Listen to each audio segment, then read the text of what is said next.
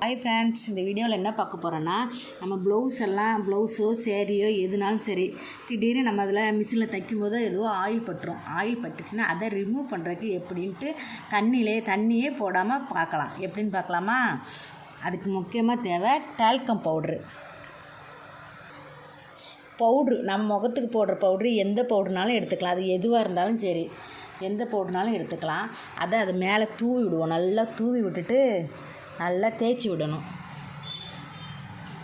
நல்லா நிறையாவே தூவி விட்டு நல்லா அப்படியே 2-3 திருப்பு நல்லாவே தேய்க்கணும். பவுட்ரு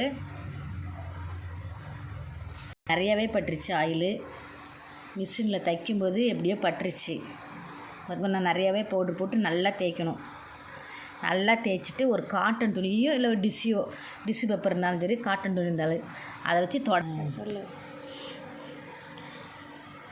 நல்லா தேய்ச்சிட்டு, நம்மகிட்ட காட்டன் துணி இருக்கும்ல, காட்டன் துணி வச்சும் எடுக்கலாம், இல்லை டிஷ்யூ பேப்பர் இருக்குது பார்த்திங்களா, அதை வச்சும் தொடச்சி எடுக்கலாம். இருங்க, நல்லா தேய்ச்சிட்டு நீ தொடச்சி எடுத்து பார்க்கலாம். என்கிட்ட வீட்டில் ஷால் இருந்தது, காட்டன் ஷாலு, அதை வச்சு துடைக்கிறேன் பாருங்கள். பார்த்திங்களா, அந்த ஆயில் பட்ட இடமே தெரில பாருங்கள், க்ளீனாக போயிடுச்சு பாருங்கள். ஒரு திருப்பு போட்டு பார்த்துட்டு லைட்டாக தெரிகிற மாதிரி இருந்தால் மறுபடியும் கூட கொஞ்சம் பவுட்ரு போட்டு நீங்கள் தேய்க்கலாம்.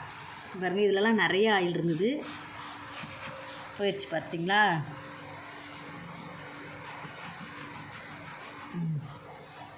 பார்த்திங்களா, அந்த ஆயில் இருந்த இடமே தெரியல. நம்ம தண்ணி எதுவுமே போடணும்னு அவசியம் இல்லை. நம்ம வெறும் பவுட்ரு, நம்ம முகத்துக்கு போடுற பவுட்ரு,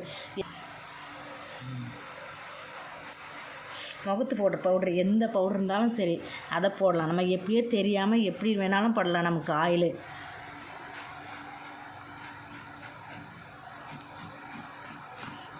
நல்லா அழுத்தி தேய்ச்சிட்டு எடுத்திங்கன்னா இங்கே பாருங்கள், இப்போ பாருங்கள், அந்த ஆயில் இருந்த இடமே தெரில பாருங்கள். எவ்வளோ ஆயில் பட்டுருச்சு பாருங்கள், அந்த இடமே தெரில பாருங்கள். எவ்வளோ க்ளீன் ஆகிடுச்சு பாருங்கள். வேறு எதுவுமே போட தேவையில்லை. நம்ம வீட்டுக்கு ஓகே